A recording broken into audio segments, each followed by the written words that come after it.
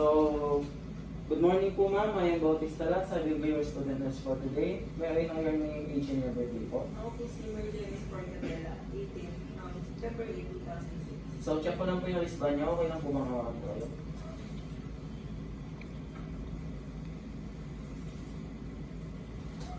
So, check ko lang po yung chart. So, ang gagawin po natin ngayon is hot compress. So, ang hot compress po, ginagamit po siya pag may period drums tayo, muscle soreness po, and many more po. So, ngayon po, nagsabi po si Doc na may period drums po kayo, so doon po natin siya gagamitin ngayon. So, magpe-prepare lang po ako ng gamit and magpe-perform na hand hygiene.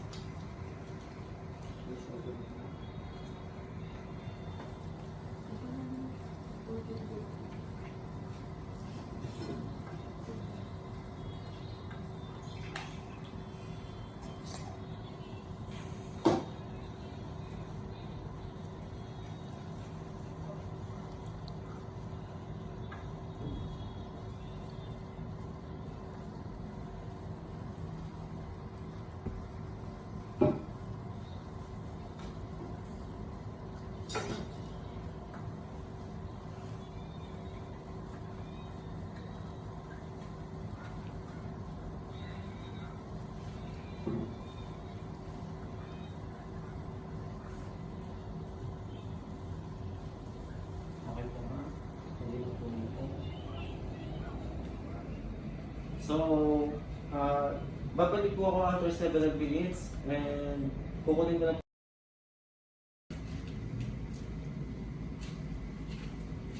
So, good morning po ma'am. I am Bautista Latz. I will be your student nurse for today. May I know your name, your age, and your birthday po?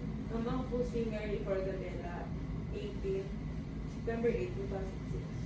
So, check ko lang po sa wristband niya. Okay lang po bang hawakan?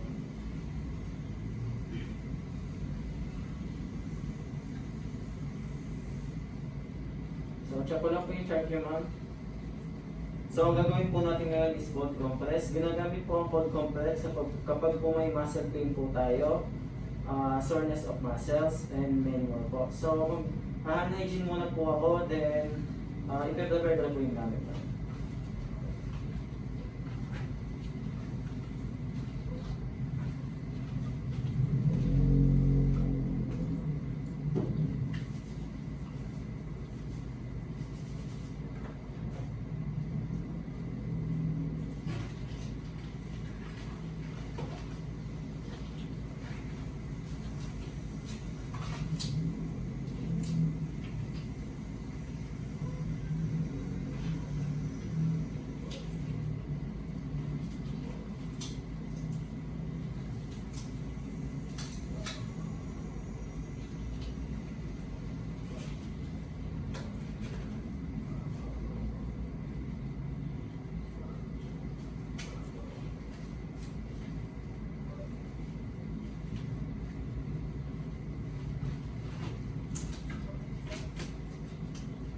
So, ayon po sa chart, ang pain nyo po ngayon is yung sa may arm nyo po, specifically sa left arm po.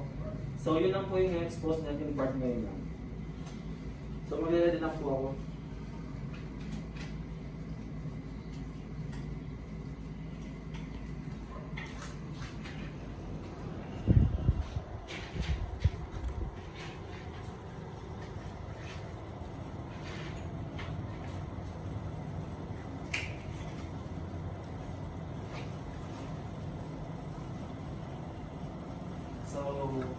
ko po kayo, ma'am. Okay na po kayo.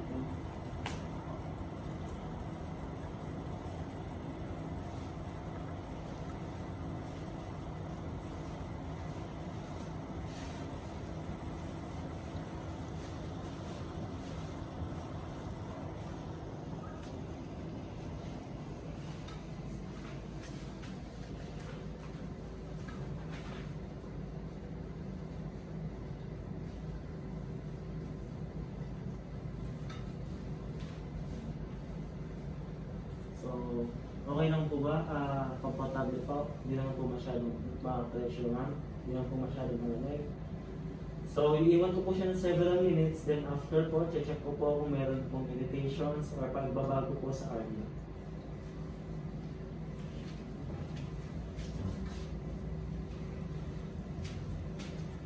So, tanggalin ko na po siya, ma'am.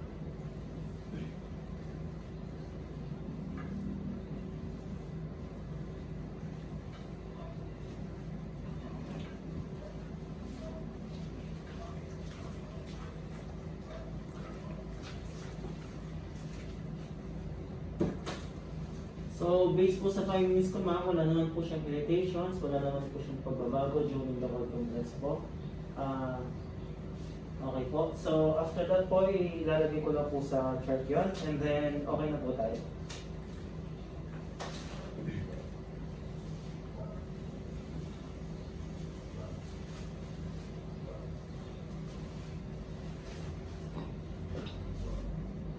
Thank you po.